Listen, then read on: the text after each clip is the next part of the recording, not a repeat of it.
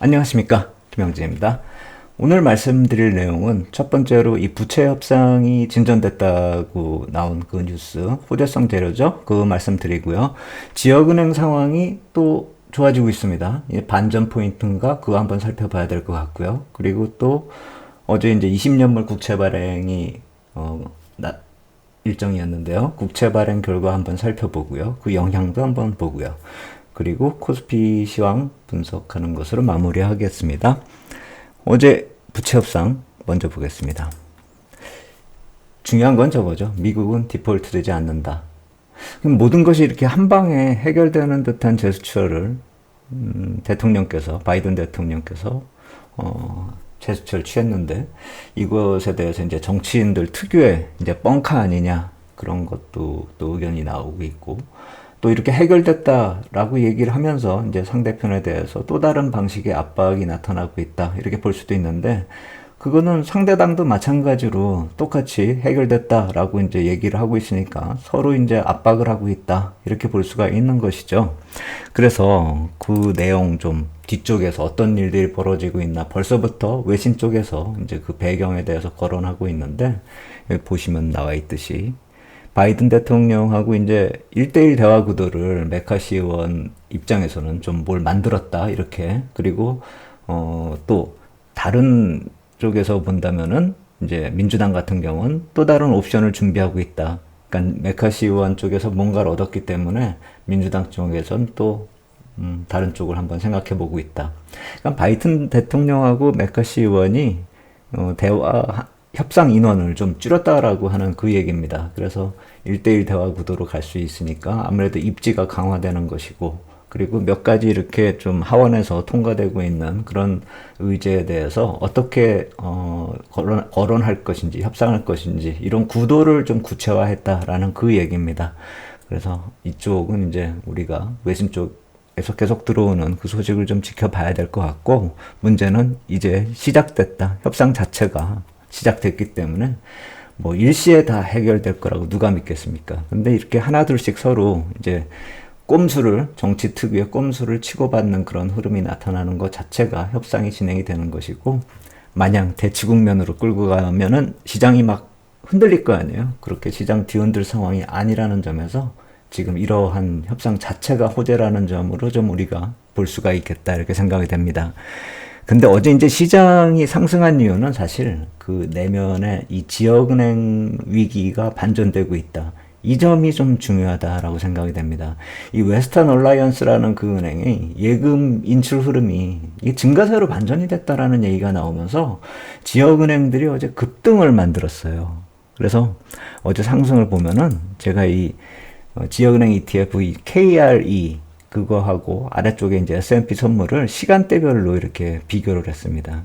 그러니까 시장에서 큰 흐름을 보면 아까 말씀드렸듯이 이제 국가 디폴트 희석시킨 것이 뭐 이제 큰 흐름을 만들었다, 이렇게 볼 수는 있겠지만, 진짜로 환호한 것은 이 금융시장 붕괴가 될 그럴 상황인 그 지역은행 위기가 이제 서서히 탈출 기미를 보이고 있다라는 것이죠. 상승하는 거 그대로 지역은행 이 ETF하고 그냥 거의 비슷하게 흘러가고 있습니다.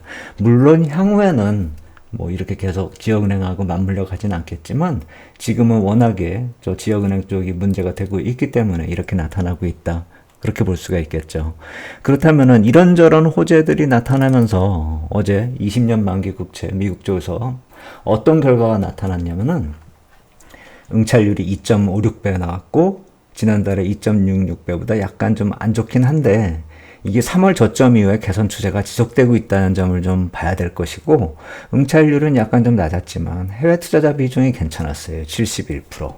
그래서 4월에 69%, 지난 분기 평균이 73%인데 분기 평균보다는 좀 낮아졌지만, 이 역시 마찬가지로 3월에 저점 기록하고서 이제 계속 긍정적으로 변화되는 개선 추세가 지속되고 있다는 점을 주목할 필요가 있겠다, 이렇게 생각이 됩니다.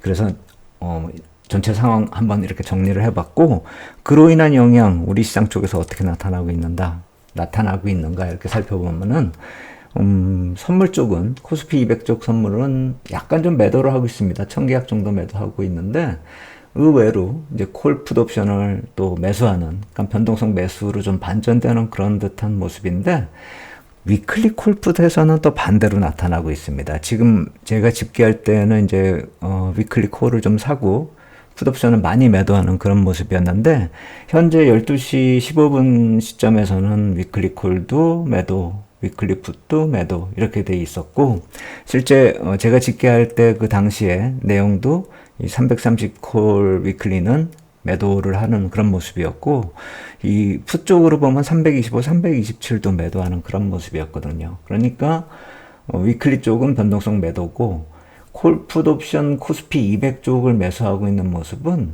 좀 중기적인 관점에서 놓고 볼 필요 있겠다 이렇게 생각이 됩니다. 그리고 위클리 콜 풋 매도에 대한 리스크 헤징도 어느 정도 감안하고 있다 이렇게 볼 수가 있겠죠. 위클리하고 코스피 200을 동시에 거래하는 그런 투자자들이 과연 뭐 이렇게 전부 다 거래하는 그런 상황은 아닐 테니까 약간 이렇게 믹스가 돼 있는 그런 상황이다 이렇게 좀 보면 될 것 같습니다.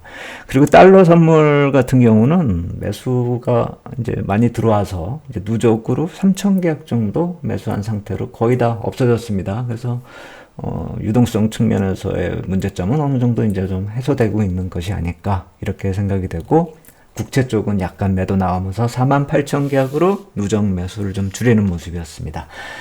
전체적으로 놓고 보면은 시장은 약간씩 안정이 되고 있는 듯한 그런 흐름이고 포인트 정리하면서 마무리하겠습니다. 부채 한도 협상 이제 진행이 되면서 그들 얘기를 믿을 수 있을까 한번 생각이 들긴 들지만 상황을 놓고 보면 마무리될 것이다 이렇게 보는 게 맞겠고요.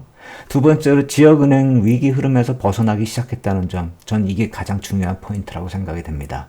그러면서 어제 미국 국채 시장도 발행 시장이 안정되면서 가치 안정세로 이제 진입이 됐고 그렇기 때문에 투자 전략상으로는 박스권 하방 지지력이 강화되는 그런 외국인 쪽 흐름을 놓고 봤을 때 그리고 또 이제 상승을 모색하기 시작했다는 점을 감안했을 때 실전 전략에서는 이제 투자 타이밍을 가늠하자 이 차원에서 조정시 매수를 보는 관점으로 조금씩 좀 긍정적으로 시각 변화할 필요가 있지 않을까 이렇게 생각이 든다 말씀을 드리겠습니다.